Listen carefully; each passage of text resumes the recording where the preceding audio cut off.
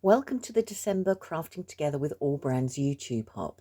This month's theme is red, white and gold, and I'm excited to share a versatile background technique that can be used for various different projects. My name's Lou Sims and a huge welcome to my channel. In this video, I'll show you how we're going to create an A4 background using some stamps and a little bit of paint and some watercolor pens. We're going to then take the background and we're going to create it into something else.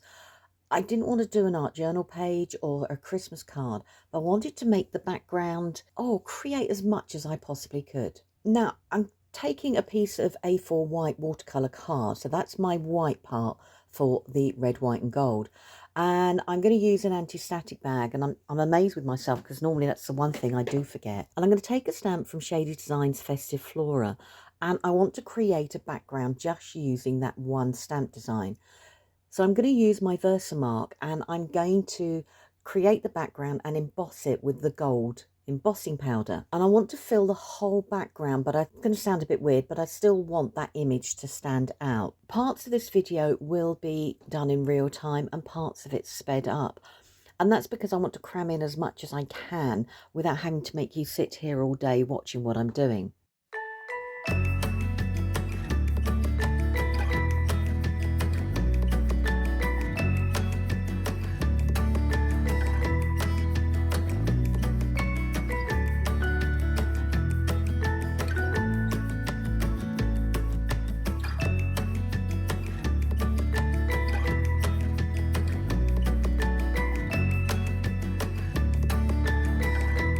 Be sure to check out the other amazing projects from the other people taking part in this YouTube hop, and all their details can be found below. There's going to be a wealth of festive inspiration for everyone.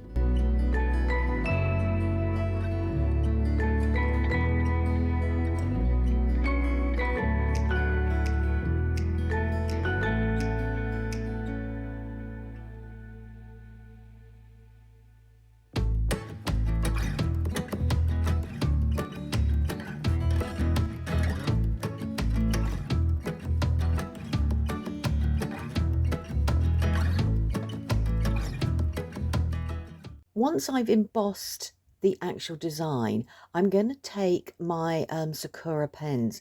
Now this is a mixed palette of metallics, pearlescents and neon pens, but I'm going to really focus on the metallic gold, and I'm going to go round the embossed floral images, the poinsettia images, but it's going to be very loose, it's going to be very, very watery, and it's just a nod to a little bit of colour in the background. I don't want it to be perfect. I didn't want to spritz or spray it because I do want some of the original white of the card to still be showing through. Once I've done that, I am going to put it to one side and let it dry naturally. The main reason for doing that is if I heat it with my heat tool, it can actually knock the embossing back. So instead of it being nice and raised, it will sink further into the card.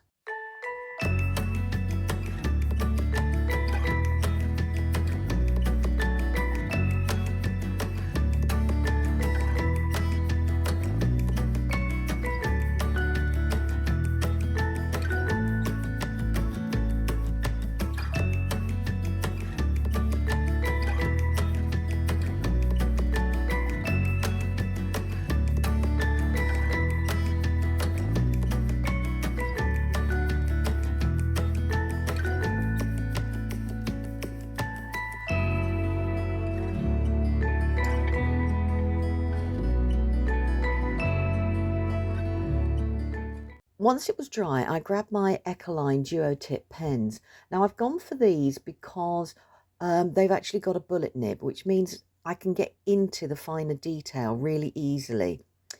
And I'm going to show this in real time. So what I want to do was I wanted to create a really water loose effect with the actual colouring. So I'm taking the colour and I've chosen two very similar colours and I'm just scribbling them down, as you can see.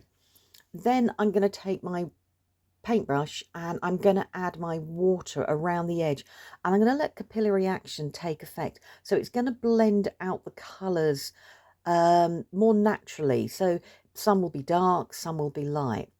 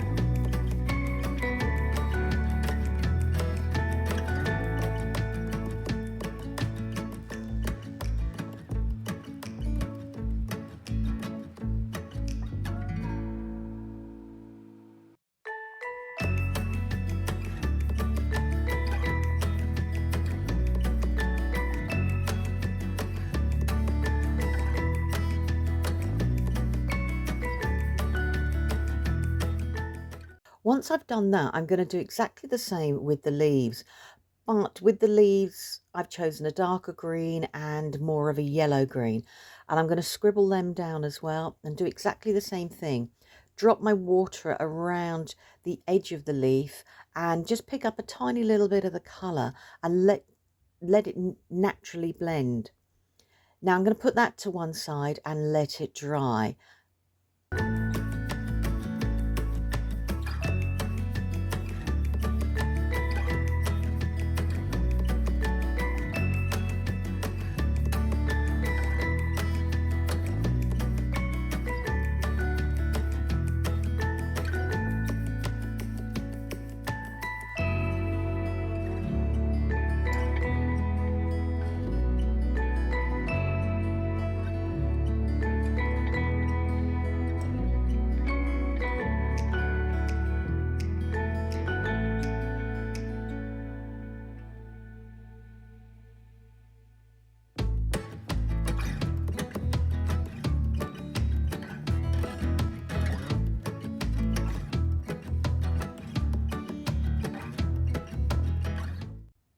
Please do pop over to visit all the other people taking part. They're listed below in the description box. And we're all using the same theme, but we're all add our own little twist to it. So it means you're going to get a huge raft of, well, festive inspiration.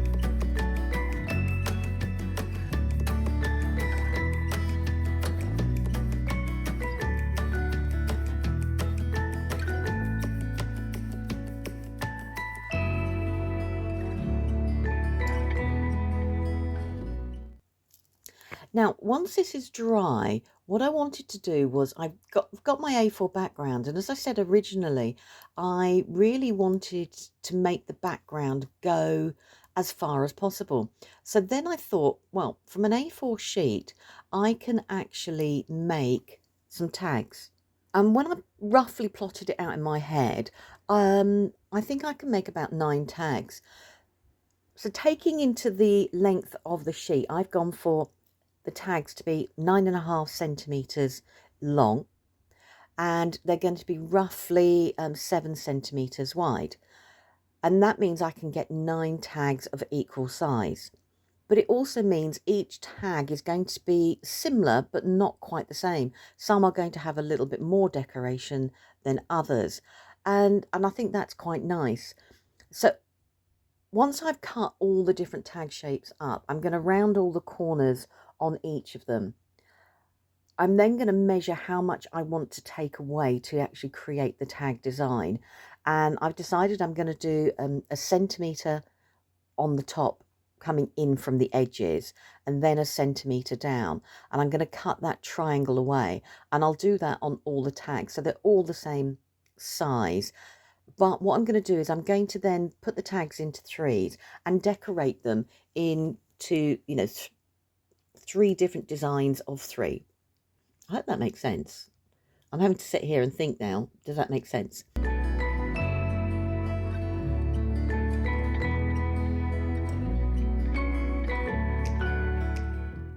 Found whilst I was rummaging in the cupboard a whole host of eyelets. Some are Christmas themed, some are just round eyelets. And I thought, right, I'm actually going to put eyelets in the tags. Lots of times I forget to do this. So for the first set of tags, I found these candy cane sort of eyelets. So I'm going to put them at the top, and they're going to be where I'm going to thread my twine through.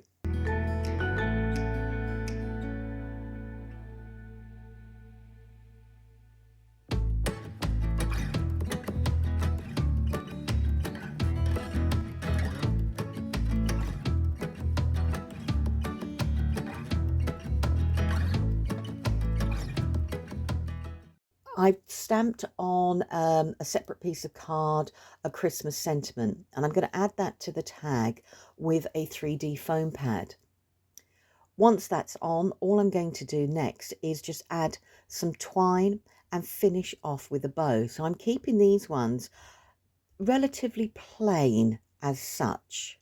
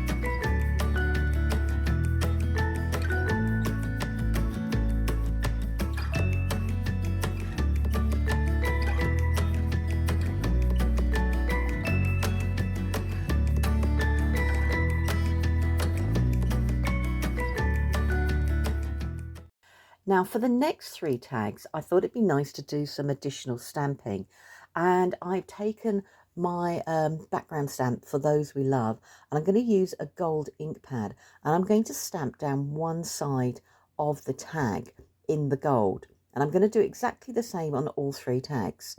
When the ink is dry, I am going to take a soft towel and just take away any ink on top of the embossing.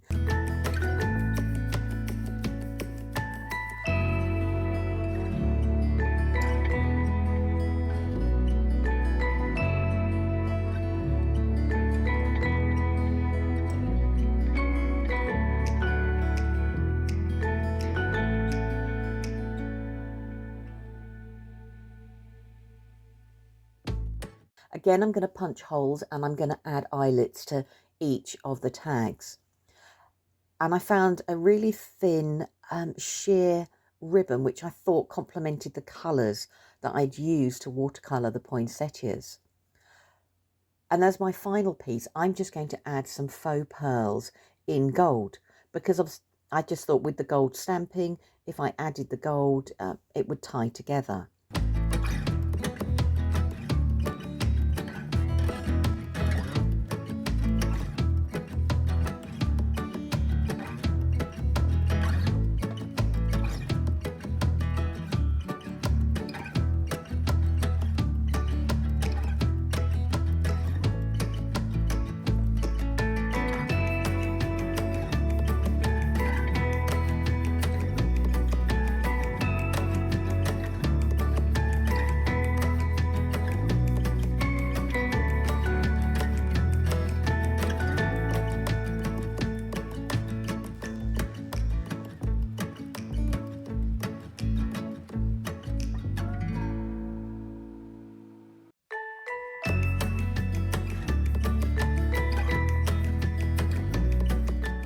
For my last set of tags, I'm going to use a similar technique, but this time I'm going to use my background stamp, my Winter Wishes background stamp. I'm going to stamp in a red pearlescent metallic ink, not the best description, again down all one side. Once the ink has dried, I will take a tissue and I will just take off the excess ink that's resting on the embossing powder.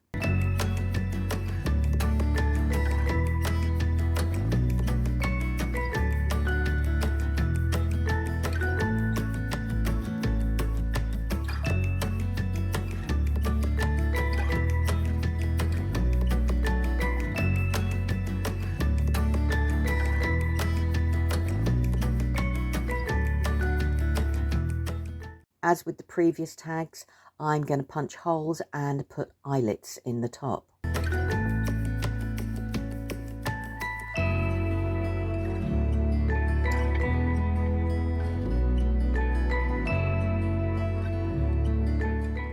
For this tag, I have gone for a vintage polka dot sort of ribbon, because I thought it'd be nice to have different styles on each of the tags. And again, like before, I'm going to add faux gems, but I've gone for a deep red, a deep claret colour on my actual tags.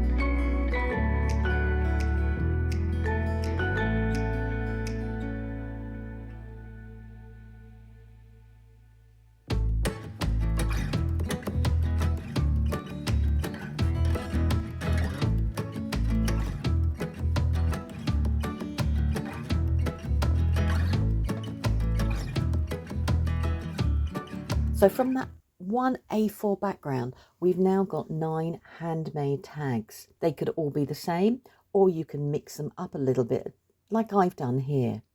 There's lots of different scope with this idea if you didn't actually want to do stamping.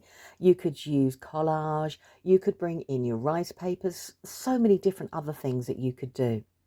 Thank you ever so much for your time and company, and I look forward to seeing you again really soon. Take care.